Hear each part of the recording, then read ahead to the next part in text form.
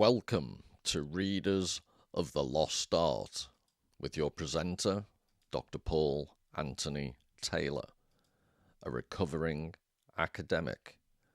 And the title of today's talk is The Fiction of Black Identity, Uncle Tom, Unchained. Hi everybody. Normally I like to start with an epigraph, a good quote, but because of the specific topic today, I want to do some initial explanation. So I'm using this book here, Uncle Tom's Cabin, Life Among the Lowly by Harriet Beecher Stowe, which was a crucial book in 1852 of the abolitionist movement, the abolition of slavery. So it was a crucial book. There's an apocryphal story that Abraham Lincoln, at the beginning of the Civil War, met Harriet Beecher Stowe and said to her, so this is the little lady who started this great war. And I don't know how true it is. Like I say, it's apocryphal. But why I'm interested in it is the concept of the Uncle Tom slur and the relationship that has to black identity. So that's why I've chosen the title. And I'm not for a minute suggesting that black identity is fictional. But I think what's interesting is the role that fiction has played in the history of black identity. So after, this is 1852, from the 1930s, mid-1930s onwards, you have people like Richard Wright, I'm going to be talking about specifically in this video, but also the writers Ralph Ellison and James Baldwin, and other two black writers who I would strongly argue are key figures in black cultural consciousness. So the 20th century writers, but I think 21st century black political issues are also, you could throw light on some of the current developments that have happened in the black culture in the States. So the George Floyd, Black Lives Matter, all these type of issues, I still think to some extent have been influenced or should be influenced by a close reading of these three figures I've mentioned. And these three figures, Richard Wright, Ralph Ellison and James Baldwin, all in varying degrees were writing in opposition to this book. They were creating anti-Uncle Tom figures. And I'll explain why in their eyes Uncle Tom was a retrograde depiction of black masculinity, although it cannot be denied that this novel played a huge role. I think when it first came out, it outsold the Bible. Was it something like 250,000 copies in its first years? I'm sorry if that's wrong, but that seems to be sticking in my memory. And a massive contribution to white consciousness of slavery and its evils. But so on the one hand, great, who could complain about that? But there's parts of the depiction that various black writers have taken issue with. And just to show you one of the reasons why. Oh, before I forget, I think the working subtitle originally wasn't Life Among the Lonely. It was the Man That Was a Thing, just out of interest. But this is the description of Uncle Tom in the actual book itself. And from this, I'll develop the counter-argument of various black writers as to why this was a quite demeaning portrayal. So Uncle Tom, Mr. Shelby's best hand, was a large, broad-chested, powerfully made man of a fully glossy black, and a face whose truly African features were characterized by an expression of grave and steady good sense, united with much kindliness and benevolence. There was something about his whole air, self-respecting and dignified, yet united with a confiding and humble simplicity. Uncle Tom was a sort of patriarch in religious matters in the neighbourhood, having naturally an organisation in which the morale was strongly predominant, together with a greater breadth and cultivation of mind than obtained among his companions. He was looked up to with great respect as a sort of minister among them, and the simple, hearty, sincere style of his exhortations might have edified even better educated persons. So right from the get-go, you can see how this is quite a sentimental portrayal. And in what follows, I should have mentioned at the beginning, I'm going to substitute, as I read out, I'm reading from original black writers, but they're using terminology of its time. So the N-word in its mild and more extreme form is used. So just to avoid getting into any trouble with YouTube or offending anyone whatsoever, I'll substitute the word black, and I hope you realise when I'm doing it. You'll see it on the screen, but I just don't want to say it because it could cause investigations to make sure you're not trying to provoke racial disquiet, etc. So that being the Uncle Tom as originally depicted in 1852, what interests me is why the title is all about the fiction of black identity. Not that black identity doesn't exist, but I'm interested in how black identity is portrayed in fiction and how that seeps into political consciousness. So you've got Django Unchained. This is Samuel L. Jackson who plays, I think it was it Stephen was the house slave, and it's a stunning portrayal of a vicious black man who's over-identified with the master to such an extent. He's a demon incarnate. He really is horrible. It's a brilliant performance. But I also think, and this goes to one of the issues of this talk, the extent to which the specific black experience of, in this case, life on a plantation, can be seen to have more general relevance to broader society, including white society. So the three authors I've mentioned, Wright, Ellison and Baldwin, all did say, and I would keep arguing their case for them, that they weren't just black writers. They were presenting universal issues. They saw themselves as part of world literature, the whole heritage of high quality literature. So I just want to emphasize, if you see or are tempted to see them as only black writers, that really does risk demeaning the quality of what they were doing. And this is to give, just to back up that argument, this is cited in Marshall McLuhan's Understanding Media, which is a brilliant book I hope to look at some point in the future. But here he's quoting Jung, his contributions to analytical psychology, and he says, every Roman was surrounded by slaves. The slave and his psychology flooded ancient Italy, and every Roman became inwardly, and of course unwittingly, a slave. Because living constantly in the atmosphere of slaves, he became infected through the unconscious with their psychology. No one can shield himself from such an influence. Now, this might seem irrelevant, what's ancient Rome got to do with plantation society in America in the 17 and 1800s? But Jung is making a broader point, and this is why I'm citing it here. This idea of the relevance of the specific aspects of black experience and how it speaks to broader human concerns. And then you have the politics, the cultural politics, of to what extent do you want to take from black fictional representations and apply them to a wider society, and to what extent are depictions of the black experience unique to black people.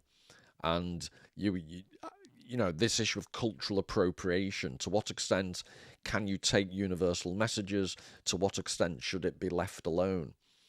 And I'm arguing that based upon the work of the three people I've mentioned, Wright, Ellison and Baldwin, it's easy to prove as I'll go along. Don't believe a word I say. I'm going to be quoting them directly.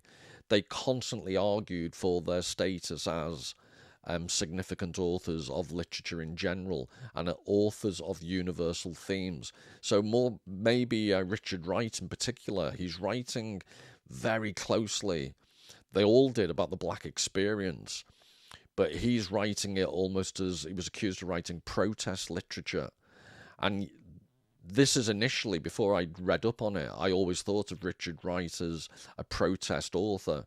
He's writing from a almost purely black perspective, and I couldn't have been more wrong, because when you actually read his own memoirs, his own non-fictional essays about being an author that I'm going to quote from shortly, he was strongly seeing himself. He was influenced by the Communist Party, who he divorced himself from as time went on, but he saw himself as an internationalist. He saw the black experience in America that he wrote so powerfully about as being part of a much bigger story. So he and the other two writers would be loath to just say they were writing about the American black experience. And this, it's a point I'll be making about Ellison in a future video. I want to do a video on each of the authors. So this one's mostly about Richard Wright.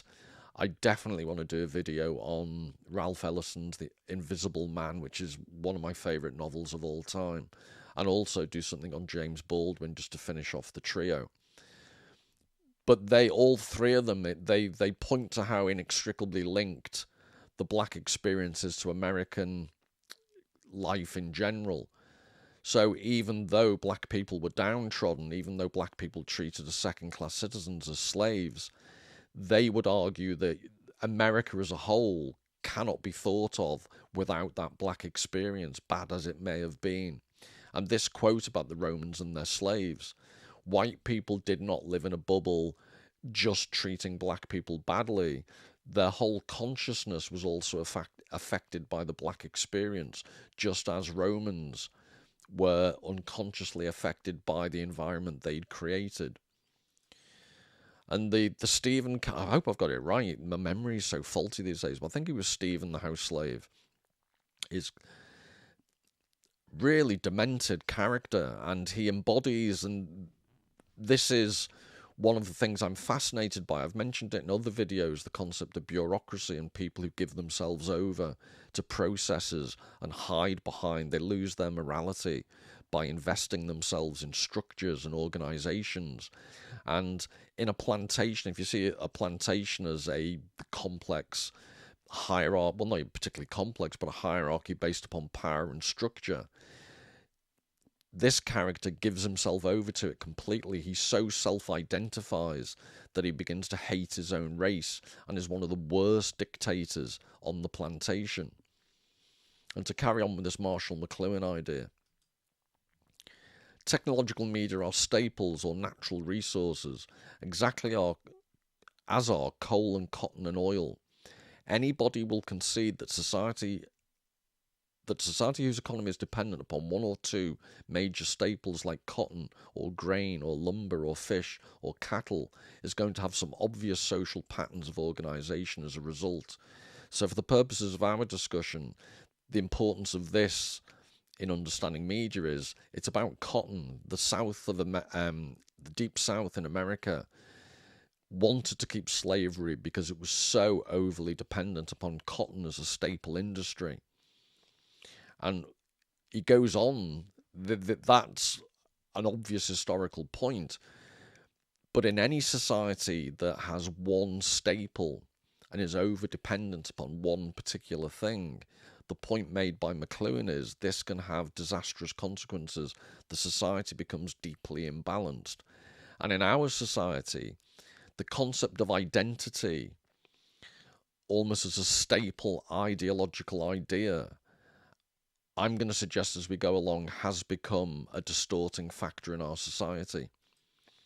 So stress on a few major staples creates extreme instability in the economy, but great endurance in the population. The pathos and humour of the American South are embedded in such an economy of limited staples. For a society configured by reliance on a few commodities accepts them as a social bond quite as much as the metropolis does the press. Cotton and oil, like radio and TV, become fixed charges on the entire psychic life of the community.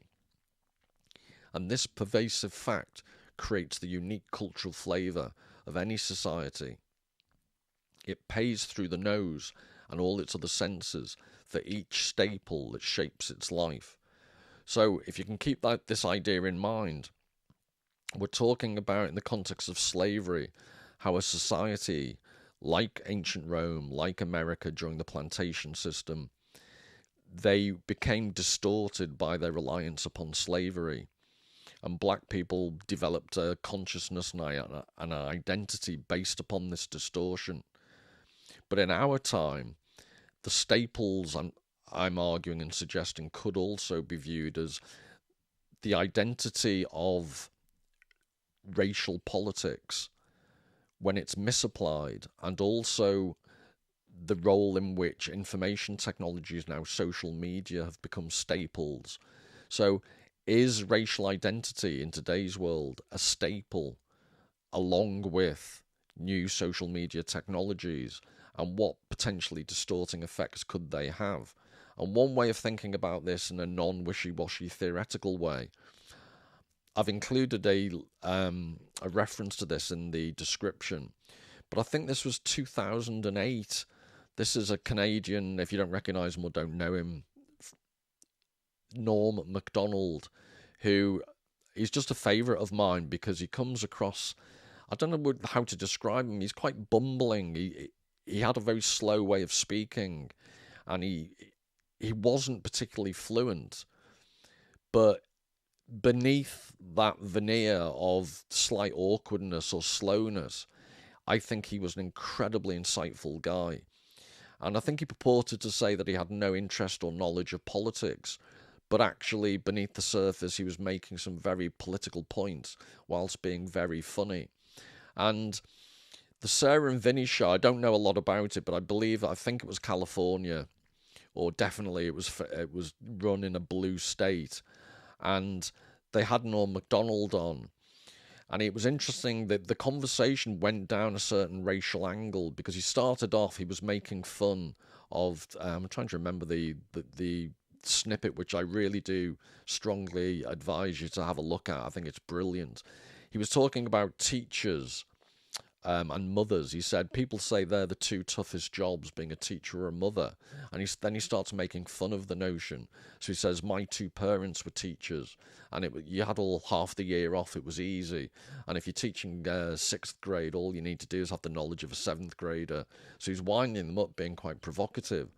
And then he says, mothers, it's not a job. It's you're not a hero if you're a mother. A hero is a fireman who drags someone out of a burning building. So he's already riling. I think particularly Sarah in this show is quite ahead of her time, quite woke, and he's winding her up. And then one of the callers in the phone-in says words to the effect of, I'd like to see you come to my class and try and teach them.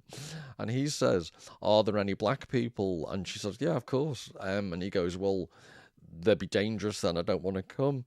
And Sarah, she's really getting anxious by this point. And the conversation then goes round the route. She basically says, how can you say that? And he goes, well, black people tend to be poor, and poor people are dangerous. And then the conversation develops, and he's stating sociological truths, because he's saying he then goes on to say black people don't have as much money as white people because of historical injustice. And until you recognise that, it's never going to be solved. But the Sarah, her response seems to be, you can't say black people are poor because that's stereotypical. And some black people have money. And Norm Macdonald is saying, of course, some black people do. But on average, and that's the thing that a lot of people in arguments tend to suddenly pretend they don't understand, basic statistical concepts like per capita income.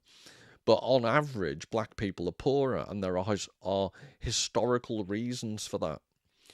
So he takes her down a road, and it just becomes very, very clear that this Sarah woman just doesn't want to say certain things, not because they're not true, but because it just makes her uncomfortable. And then we get onto the whole concept of white guilt and the patronization of black people by white people because they won't talk about basic things. Now, without being the spokesman for all white people, it is interesting that maybe it's become more complicated nowadays because the language is being policed so much that honest conversations are more and more difficult to have. So maybe that's an aspect. But again, I just ask you to listen if you get the chance to this snippet, because there's nothing. Norm Macdonald then basically turns the tables on Sarah and says, the only people who'd be upset by me saying black people have less money are racists.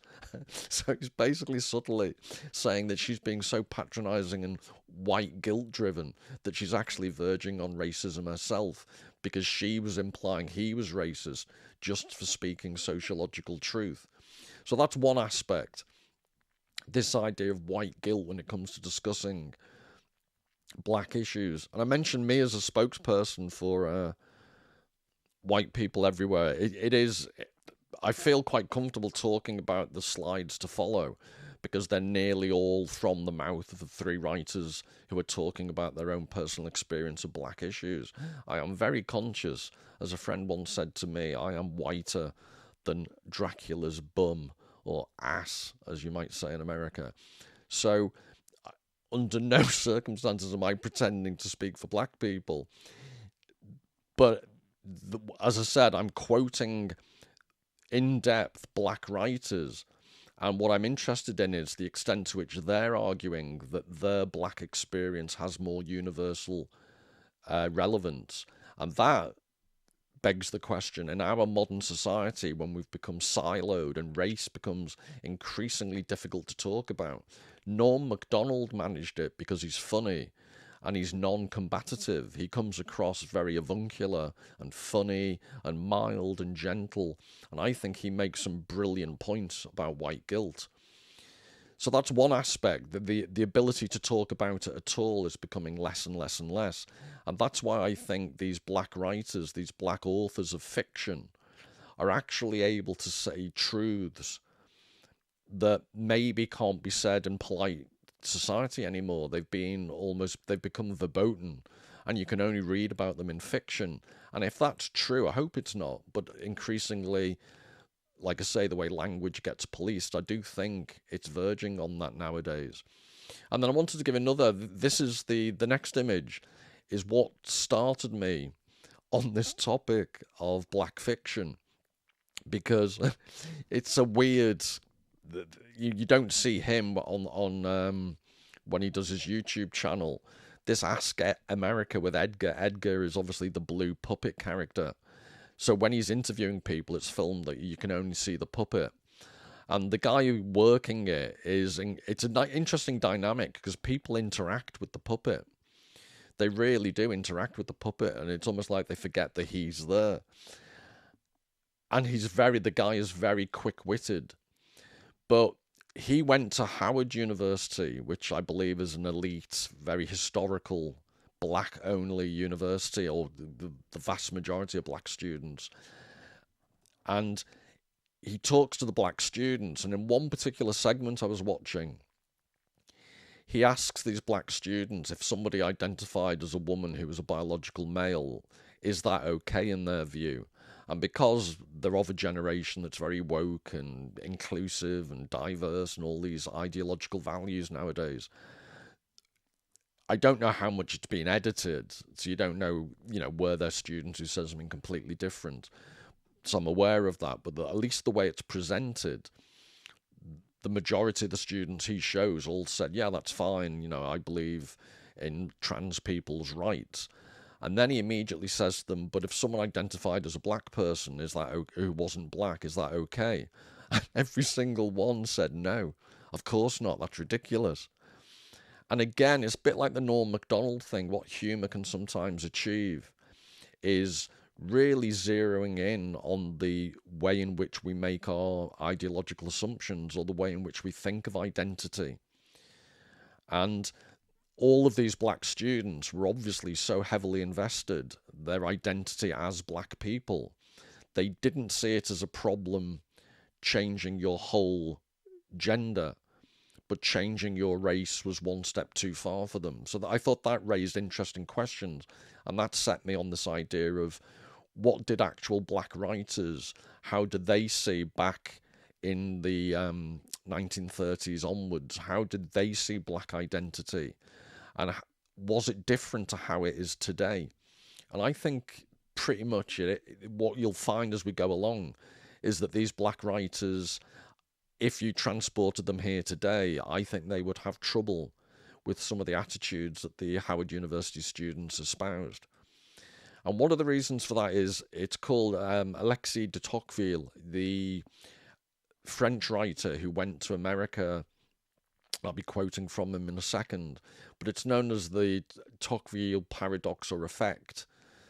And he wrote this in 1835.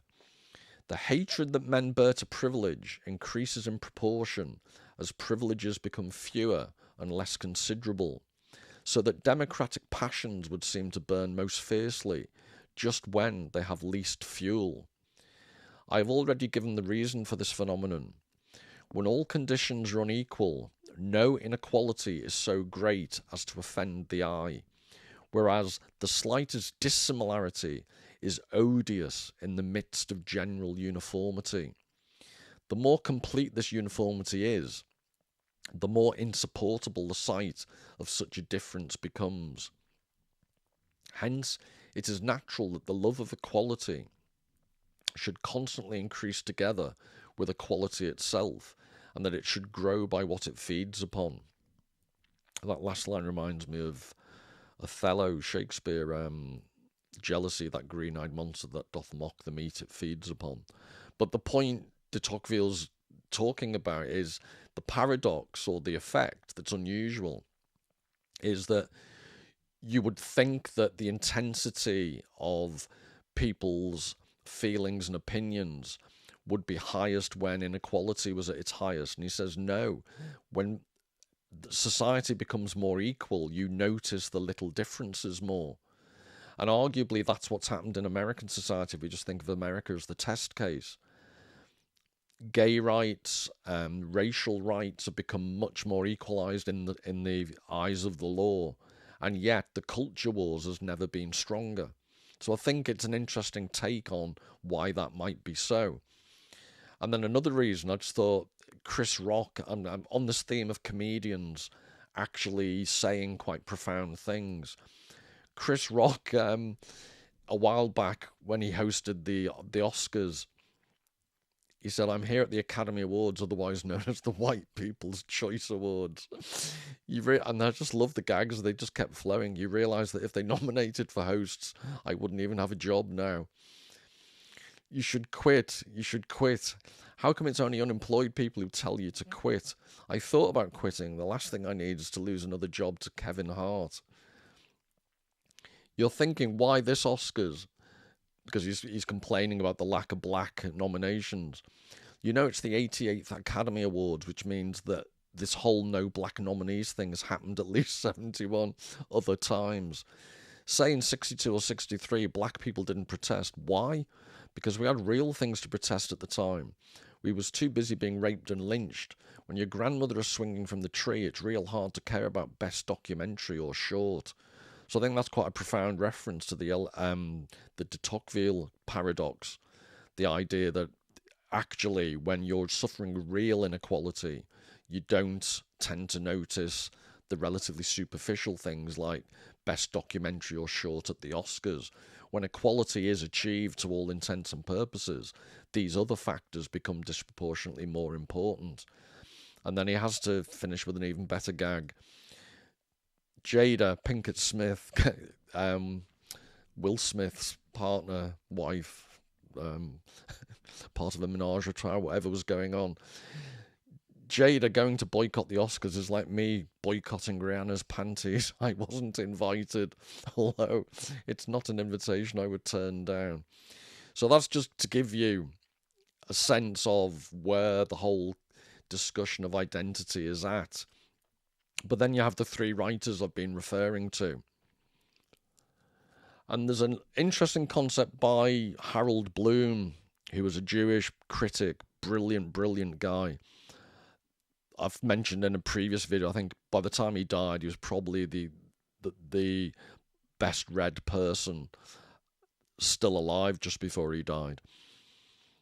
But he had a concept called the anxiety of influence, which refers to the idea that any writer is obviously going to be influenced by what's gone before, and there's an anxiety to that because you want to incorporate the best elements of previous writers, but you also want to disassociate yourself by showing your own originality. So on the left here we have Richard Wright, and he was 1908 to 1960. So tragically, I think it was amoebic dysentery. There's some conspiracy theories about the way he died in Paris at a hospital. There were suggestions that the CIA could have been after him. But it tragically young at the age of 52, I think it was complications from amoebic dysentery. So he'd exiled himself in Paris. He wrote, as we'll shortly see, Native Son. which was a profoundly, the character Bigger Thomas was this profoundly anti-Uncle Tom character. Then you've got Ralph Ellison. I've mentioned that he was 1913 to 1994, and he wrote Invisible Man, which I'm definitely doing something on because it's brilliant. And then you have James Baldwin. He was 1924 to 87. Now, Richard Wright, he wrote Uncle Tom's Children, which was a collection in 1938 of stories, and then Native Son is the one I'm mostly going to be talking about, 1940. And then he did a memoir, Black Boy, 1945, and I'm just emphasizing here Man Who Lived Underground, because this idea that he was writing a universal type of literature, or a literature that had significance beyond Black America. There are, in his papers and some of the interviews he did, he openly talked about the influence of people like Dostoevsky, who wrote Notes from Underground. So there's an obvious influence there.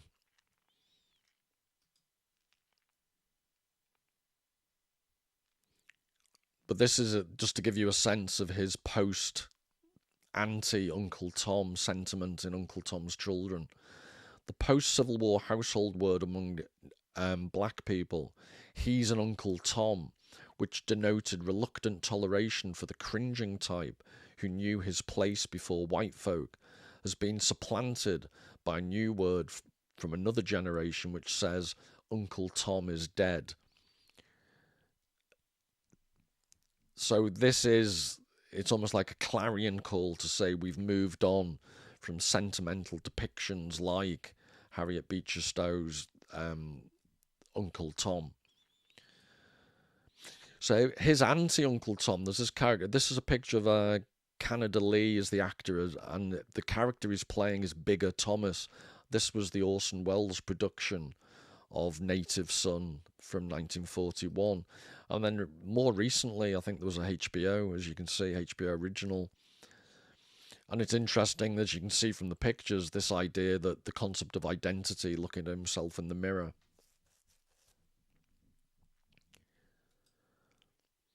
But from now on, all the rest of the quotations are, I'm going to intersperse them with some contemporary photographs from the time. But this is the introduction to Native Son.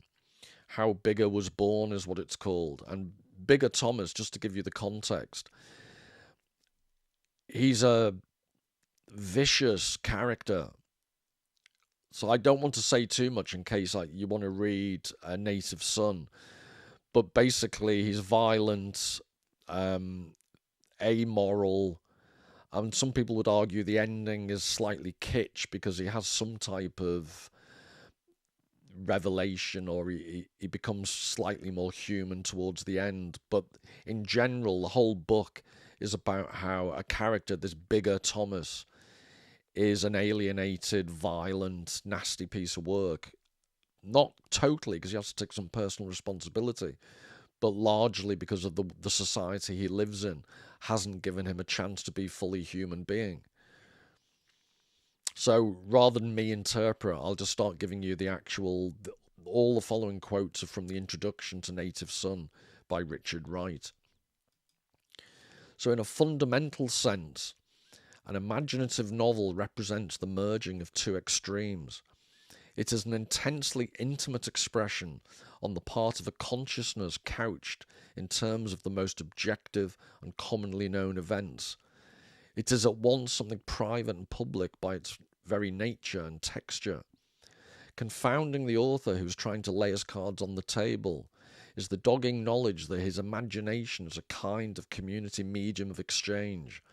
What he has read, felt, thought, seen, and remembered is translated into extensions as impersonal as a worn dollar bill. And I just think this is an absolutely beautiful description of the problem, the difficulty of writing and trying to express. He's trying to express the black experience of an awful time in American history. but the dogging knowledge that his imagination is a kind of community medium of exchange. What he has read, felt, thought, seen, and remembered is translated into extensions as impersonal as a worn dollar bill. I actually prefer Richard Wright's non-fiction to his fiction. I think he's a better writer when he does non-fiction, but hey-ho. So now we're going to start talking about the actual character of Bigger Thomas himself. And these are photographs. They were inspired by the memoir Richard Wright wrote called Black Boy in 1945, which isn't a million miles away from Native Son. But just to clarify, these are about the memoir, but I just thought they'd add a bit of atmosphere and you wouldn't have to... It's just a bit of a break, as I always say, from my drony voice. The photographs were taken in 1945 by a guy called Edward Clark, and they were for Life magazine.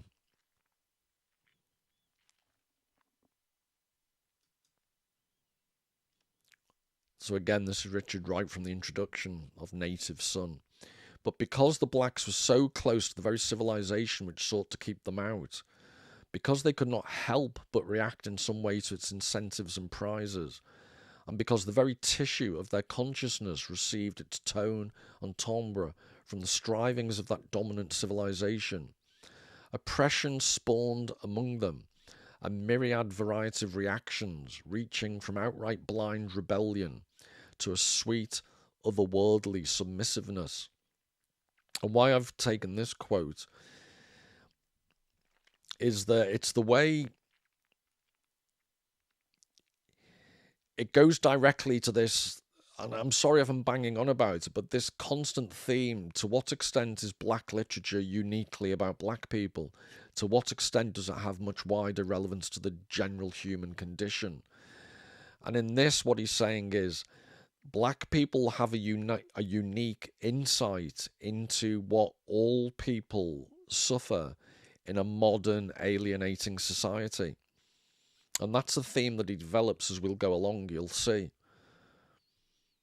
But he's basically saying black people notice things even more because they're closer to seeing what they're not being allowed to participate in.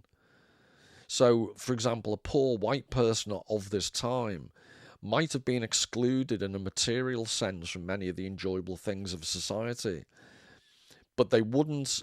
So in practical terms, they may have been excluded financially, but they weren't refused actual literal service in restaurants and things. So they could kid themselves they were still part of the broader society and they had the chance to becoming successful. But black people in this situation were under no illusions. It was right in their face, day in, day out, being rejected from participation in this broader society. And he's saying there are two diametrically opposed responses. You have this otherworldly submissiveness, which is Harriet Beecher Stowe's Uncle Tom, and you have outright blind rebellion. And in the novel Native Son, this is the character Bigger Thomas. And the name Bigger Thomas, it's supposed to be a play on the N-word, the concept of bigger. It's a big black man, and that's the connotation trying to be expressed.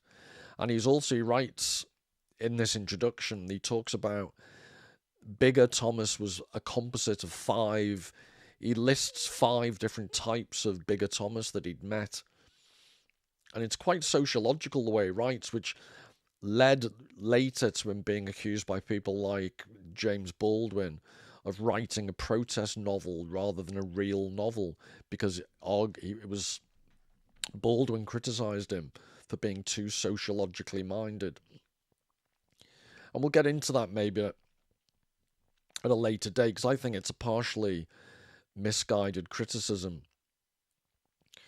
Because my personal view is that he's writing about Bigger Thomas in a way to show how alienated he is and how it's linked to the wider society. And yes, some of the literary quality of the novel suffers, but as we'll see in future videos, he was laying the groundwork for people like Ralph Ellison and James Baldwin to be more literary. I think you needed to get this extreme description of this outright blind rebellion in opposition to a sweet otherworldly submissiveness. He had to break the ties with Uncle Tom. As the title, Unchained Uncle Tom, he had to present such an extreme character as Bigger Thomas to once and for all fundamentally unchain Uncle Tom.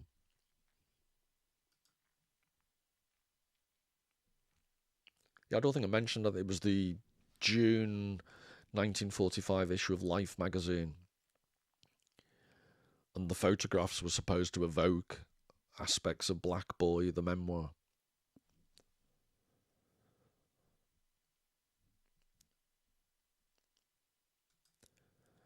I made the discovery that Bigger Thomas was not black all the time. He was white too, and there were literally millions of him everywhere. The extension of my sense of the personality of Bigger was the pivot of my life. It altered the complexion of my existence.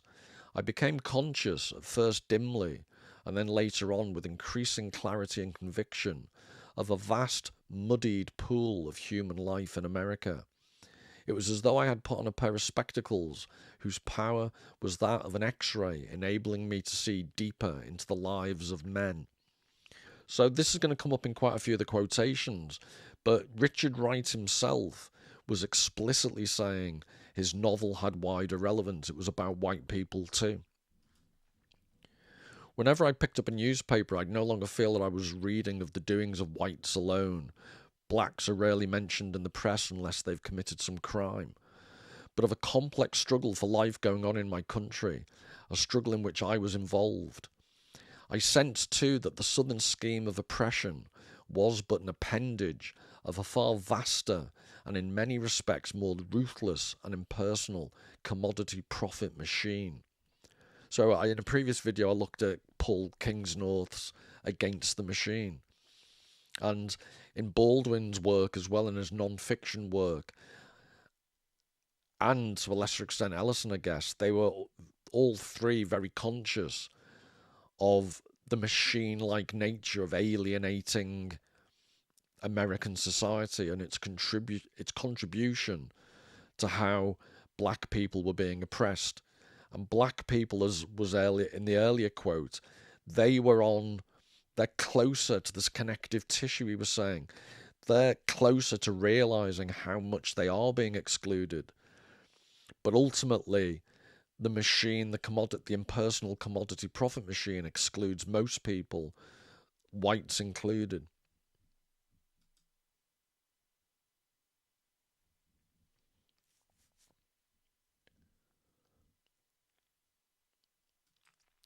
During this period, the shadings and nuances which were filling in Bigger's picture came.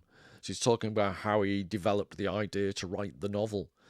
Not so much from black life as from the lives of whites I met and grew to know. I began to sense that they had their own kind of Bigger Thomas behaviouristic pattern, which grew out of a more subtle and broader frustration. The waves of recurring crime, the silly fads and crazes, the quicksilver changes in public taste, the hysteria and fears, all of these had long been mysteries to me, but now I look back at them and felt the pinch and pressure of the environment that I gave them, their pitch and peculiar kind of being. So he's talking about when he arrives, because he's from originally, I think it was Mississippi, so he's come up from the south and he's in Chicago. And he hasn't written the book yet, but he begins to get more aware.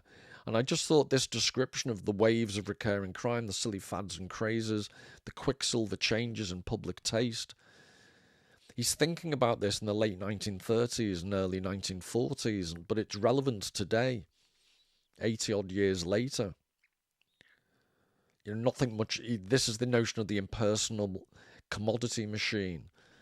He's identifying quite early on these trends that I'd suggest are still with us. I began to feel with my mind the inner tensions of the people I met. I don't mean to say that I think that environment makes consciousness. I suppose God makes that if there is a God. But I do say that I felt and still feel that the environment supplies the instrumentalities through which the organism expresses itself. And if that environment is warped or tranquil, the mode and manner of behaviour will be affected toward deadlocking tensions or orderly fulfilment and satisfaction. So this, I think, has connotations of the previous quote at the beginning of the talk from Young about the Romans and their slaves, and why Marshall McLuhan quoted it. Because Marshall McLuhan is suggesting that in a highly mediated, technologized society, something is out of kilter. So it would, in this case, be the deadlocking tensions are the structuring environment. So no wonder that people like Bigger Thomas arrive.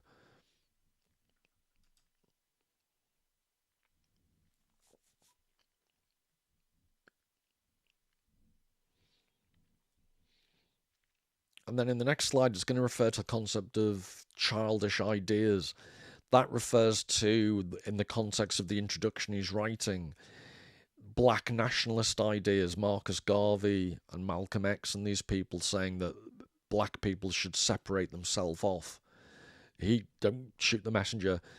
Richard Wright referring to these as childish ideas. The deep hunger in those childish ideas was like a flash of lightning, illuminating the whole dark inner landscape of Bigger's mind.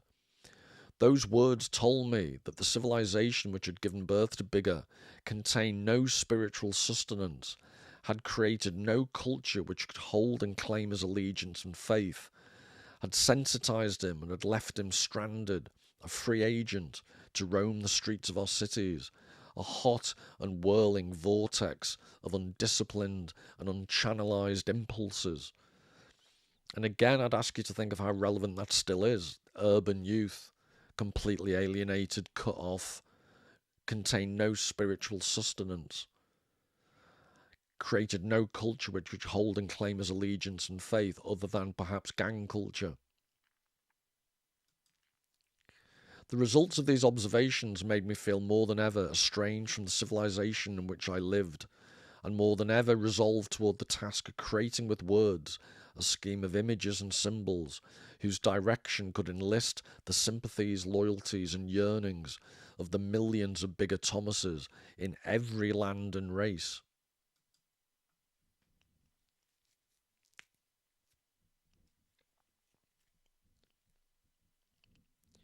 And then another aspect that goes against the idea that the black literature that was being written by Richard Wright was just black literature is again the following quote, where Wright is talking about the influence of reading about what was happening in fascist Germany. Remember, it's easy to forget, black people in America were living through such, horrific times.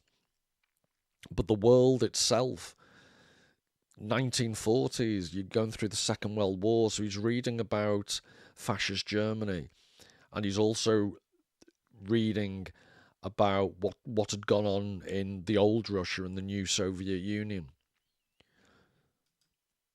So these readings told me that certain modern experiences were creating types of personalities whose existence ignored racial and national lines of demarcation. That these personalities carried with them a more universal drama element than anything I'd ever encountered before. That these personalities were mainly imposed upon men and women living in a world whose fundamental assumptions could no longer be taken for granted. A world ridden with national and class strife. A world whose metaphysical meanings had vanished. A world in which God no longer existed as a daily focal point of men's lives. A world in which men could no longer retain their faith in an ultimate hereafter. It was a highly geared world whose nature was conflict and action. A world whose limited area and vision imperiously urged men to satisfy their organisms. A world that existed on a plane of animal sensation alone. And it's interesting, later on, I think it was the last novel he had published in his lifetime, he wrote a book called The Outsider, when he went to he was influenced by the existentialists when he lived in France. And you can see from what he's writing here in 1940, before he ever was in touch with the French existentialists, you can see that he's already thinking along those lines.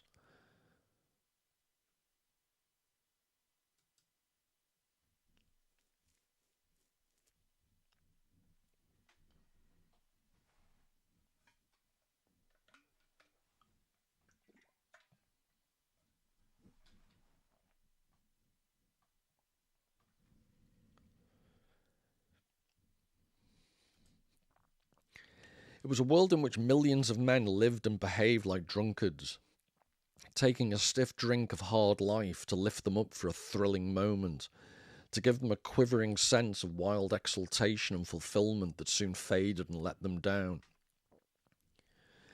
Eagerly they took another drink, wanting to avoid the dull, flat look of things, then still another, this time stronger, and then they felt that their lives had meaning. Speaking figuratively, they were soon chronic alcoholics, men who lived by violence through extreme action and sensation, through drowning daily in a perpetual nervous agitation. Again, I just think that's really topical, and ask yourself how much of things really changed for urban dispossessed youth.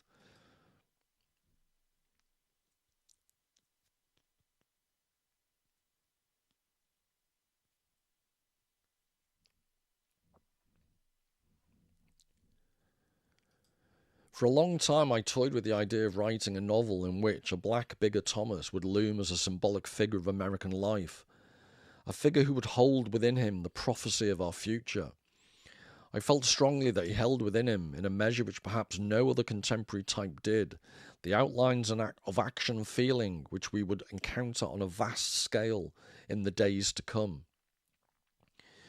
Just as one sees when one walks into a medical research laboratory jars of alcohol containing abnormally large or distorted portions of the human body, just so did I see and feel that the conditions of life under which blacks are forced to live in America contained the embryonic emotional prefigurations of how a large part of the body politic would react under stress.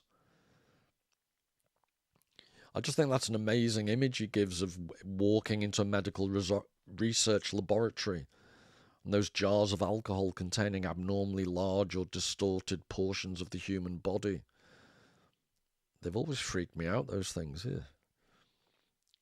Like weird cannibalistic pickles.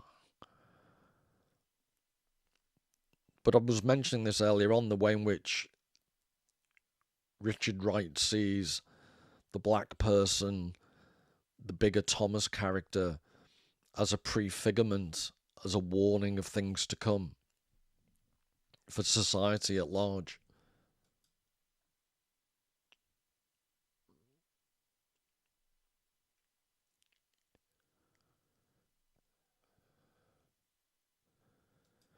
Bigger was attracted and repelled by the American scene. He was an American because he was a native son, hence the title of his novel. But he was also a black nationalist in a vague sense because he was not allowed to live as an American. Such was his way of life and mine. Neither Bigger nor I resided fully in either camp. And then I think, was it published posthumously? There was a novel he wrote called Lord Today, Lawd, Today, exclamation mark. And this theme of alienation is addressed perhaps most strongest in that novel. I tried to approach Bigger's snarled and confused nationalist feelings with conscious and informed ones of my own. Yet Bigger was not nationalist enough to feel the need of religion or the folk culture of his own people. What made Bigger's social consciousness most complex was the fact that he was hovering unwanted between two worlds, between powerful America and his own stunted place in life. And I took upon myself the task of trying to make the reader feel this no man's land, The most that I could say of Bigger was that he felt the need for a whole life and acted out of that need. That was all. I think the thing I'd pick up on here is that this no man's land. Because there's resonances with T.S. Eliot's The Wasteland. And the proof, it's in Lord Today, I think, is it part 3 of Lord Today? He calls the part 3 Rat's Alley. And he uses an epigraph from T.S. Eliot's The Wasteland. But at my back in a cold blast I hear the rattle of the bones and chuckles spread from ear to ear. And T.S. Eliot's The Wasteland is obviously one of the most well-known depictions of a thing, all the things that Wright's been saying in his previous quotes here. I think to some extent that they're different, obviously different writers, but Richard Wright is writing about very similar things. This no man's land, I think, is very close to T.S. Eliot's concept of the wasteland. And Lord Today, I forgot, Lord Today was written in the 30s. And it wasn't published, I think it was published in 1963, so it was 3 years. It was posthumously published after he died.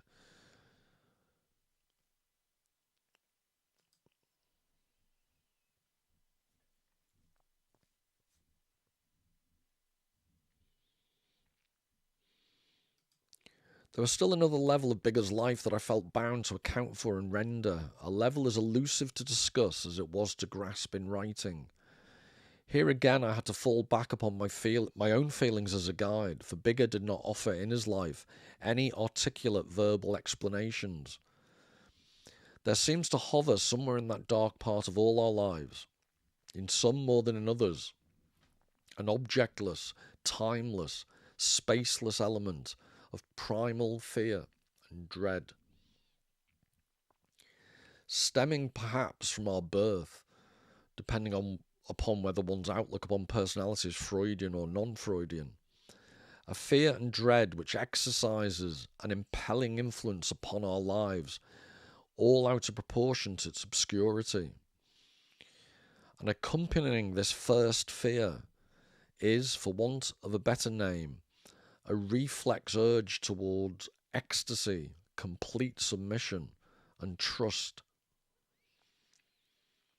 So this is I think something that's underestimated in Richard Wright's work, the pseudo-Freudian aspect. Again, I just think it's difficult. I don't want to criticize his writing in Native Son, because I think a large part of it's due to the fact he's trying to portray the psychological interior space of someone who isn't very literate. And I think that affects the way the book obviously reads. Whereas in his non-fiction, I think he writes really fluently. And I think this way he's describing, there seems to hover somewhere in that dark part of all our lives, and some more than in others, an objectless, timeless, spaceless element of primal fear and dread. And then it's the crucial bit. So that's this amorphous thing that it's there, but you can't really put into words, which is what he was saying earlier about trying to express yourself as a writer at all. But this is the key thing that leads on to the next quote. And accompanying this first fear is, for the want of a better name, a reflex urge toward ecstasy, complete submission, and trust. So that's what describes the Uncle Tom impulse.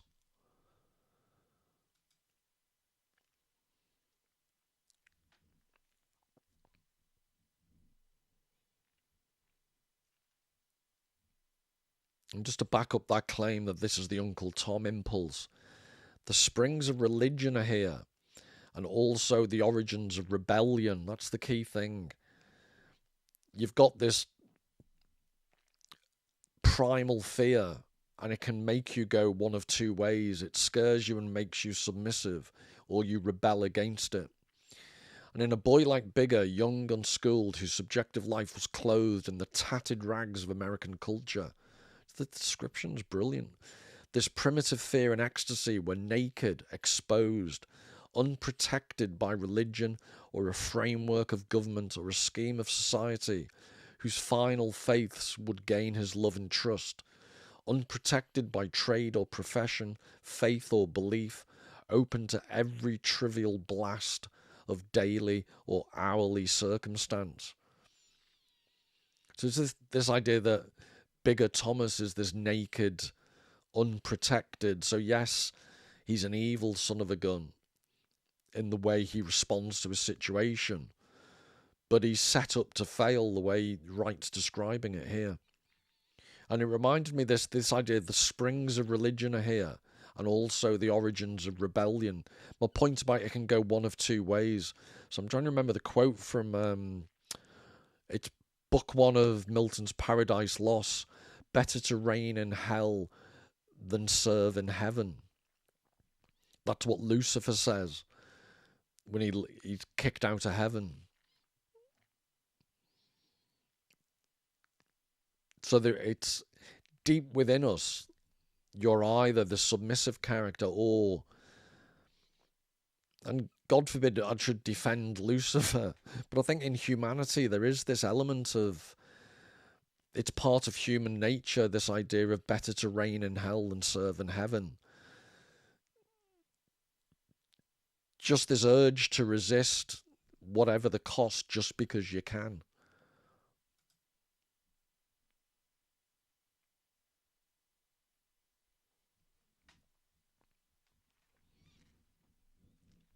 So then he talks about there's 2 events that made him stop thinking about Bigger Thomas and actually start writing. The first event was my getting a job in the Southside Boys Club, this is Chicago, remember, an institution which tried to reclaim thousands of black Bigger Thomases from the dives and alleys of the Black Belt. Here, on a vast scale, I had an opportunity to observe Bigger in all of his moods, actions, haunts. I would work hard with these Biggers, and when it would come time for me to go home, I'd say to myself under my breath, so that no one could hear, "Go to it, boys. Prove to the bastards that gave you these games that life is stronger than ping-pong. Show them that full-blooded life is harder and hotter than they suspect, even though that life is draped in a black skin, which at heart they despise." So this is Richard Wright. He's ambivalent. He knows Bigger Thomas is a nasty character. But again, back to this thing that you either become submissive or you rebel. There's an intrinsic part of most people where part of you admires those that do rebel.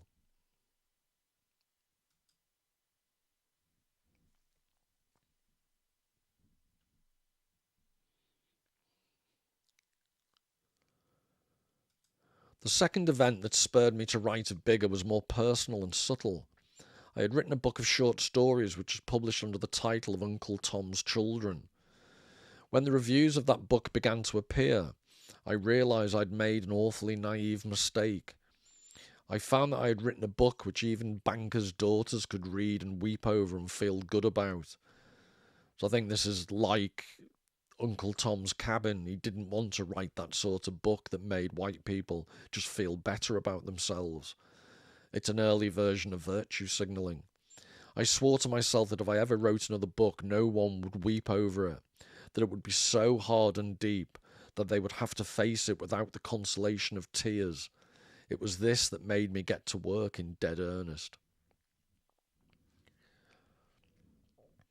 And that's a great point. He's basically, this sentimentality that's in Uncle Tom's Cabin in spades, he's suggesting, no, I'm not going to let you get away with that. I'm not going to let you read a book about black people being treated badly. You know, cry some virtuous tears and feel better about yourself.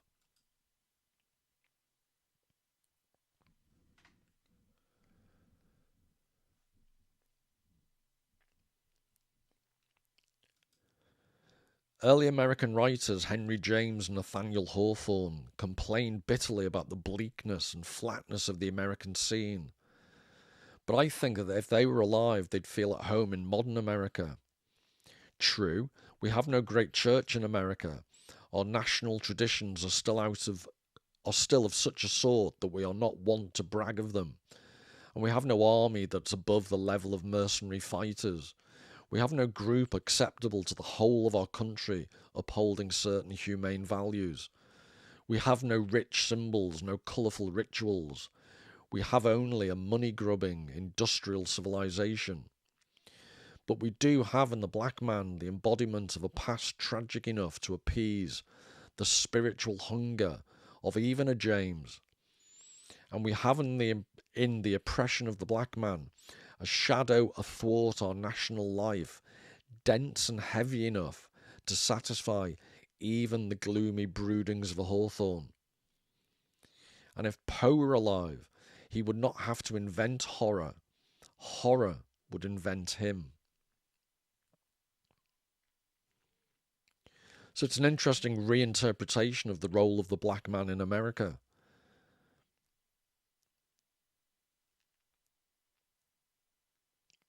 It's actually that in the black man, the embodiment of a past tragic enough to appease the spiritual hunger of even a James.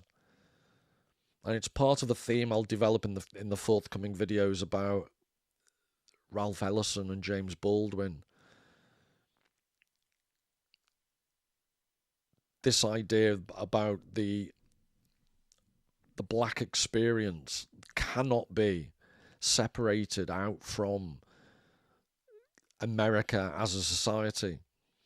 So I think all three authors would suggest that the black nationalists, the black separatists, or even at a lower level, black people who want to distance themselves from white society, these three writers, at least in their fiction, are arguing that blackness and black culture is an indivisible part of the American experience, horrendous as it's been.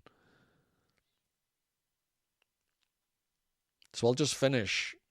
Like I say, I hope this was a useful introduction to the another two videos on black writers, Ellison and Baldwin.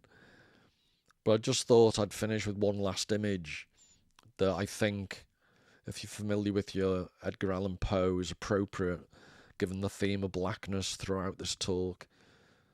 So just to summarise, or just to illustrate this final sentence, and if Poe were alive, he would not have to invent horror. Horror would invent him.